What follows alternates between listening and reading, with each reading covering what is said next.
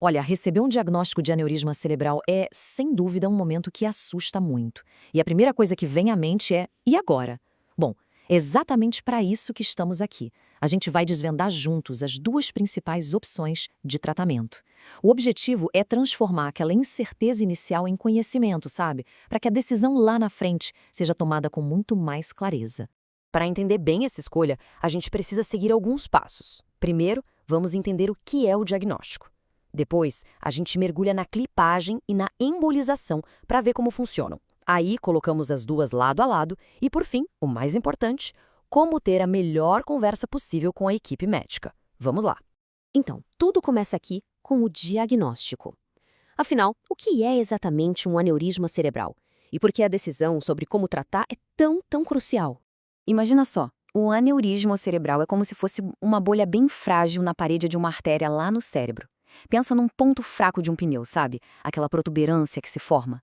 É delicado, e é justamente essa fragilidade toda que representa o perigo. E o grande medo é que essa bolha se rompa. Se isso acontecer, causa um sangramento no cérebro, que é um tipo gravíssimo de AVC. A dor é tão intensa, tão súbita, que a descrição é quase sempre a mesma: a pior dor de cabeça da vida. É algo realmente marcante. Certo, então o diagnóstico está feito. A partir daí, vem a grande questão que precisa ser respondida: cirurgia aberta ou um procedimento menos invasivo? Vamos analisar agora as duas principais ferramentas que a medicina tem hoje para lidar com esse desafio. A primeira abordagem é a cirurgia tradicional, que a gente chama de clipagem. É um método super estabelecido, usado com muito sucesso há décadas, e que busca resolver o problema de uma forma bem definitiva. O objetivo aqui é bem direto ao ponto: isolar completamente o aneurisma, cortando o suprimento de sangue dele. É como se a gente fechasse um portão, sabe, impedindo que o fluxo sanguíneo continue entrando e pressionando aquela parede frágil da bolha. Para fazer isso é preciso uma cirurgia de uma precisão absurda. O neurocirurgião precisa abrir uma pequena janela no crânio, navegar com um microscópio superpotente até o aneurisma e, com uma habilidade incrível, colocar o clipe no lugar exato, sem encostar em nada ao redor. É um trabalho de mestre. E aqui a gente vê o resultado final. Esse clipe de titânio, que parece um prendedor de roupas minúsculo, fecha permanentemente a base do aneurisma. Uma vez que ele está ali, o sangue não entra mais. E o risco de ruptura? Eliminado. Ok, mas e se existisse um jeito de resolver o problema sem precisar abrir o crânio? Pois é, essa é a promessa da embolização. Uma abordagem que, basicamente, ataca o aneurisma de dentro para fora. A lógica da embolização é o exato oposto da clipagem. Em vez de fechar por fora, o objetivo é preencher o aneurisma por dentro. Para isso, são usadas umas molas bem delicadas de platina até não sobrar mais nenhum espaço para o sangue entrar. E o mais impressionante é como isso é feito.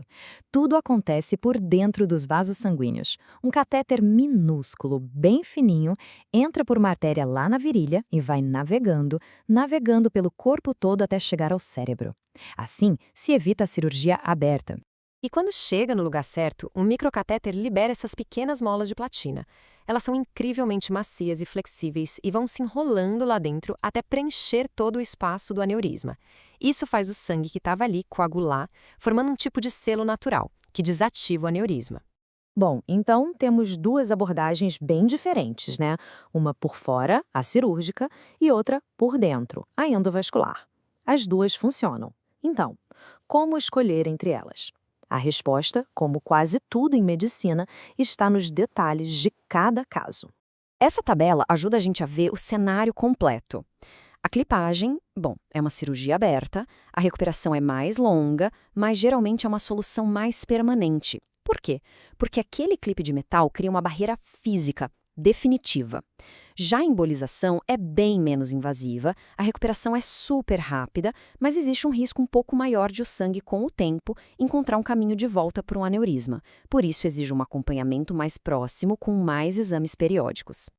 Então fica bem claro que não existe uma resposta única, uma receita de bolo. A melhor escolha não é sobre qual técnica é melhor no geral, é sobre qual técnica é a mais adequada para cada pessoa e para as características únicas de cada aneurisma. E uma equipe médica especializada vai levar tudo isso em conta. A idade, a saúde geral da pessoa, o formato e o tamanho do aneurisma e, o que é crucial, onde ele está localizado no cérebro. Porque, veja, algumas localizações são mais fáceis de acessar com cirurgia, outras são mais seguras de alcançar com catéter. Por exemplo, para uma pessoa jovem e saudável, a durabilidade da clipagem pode ser a melhor aposta para o longo prazo. Já para alguém mais velho ou com outras condições de saúde, a abordagem menos invasiva da embolização pode ser muito, muito mais segura. A localização também pesa muito. Aneurismas na parte de trás do cérebro, por exemplo, muitas vezes são mais fáceis de tratar com a embolização.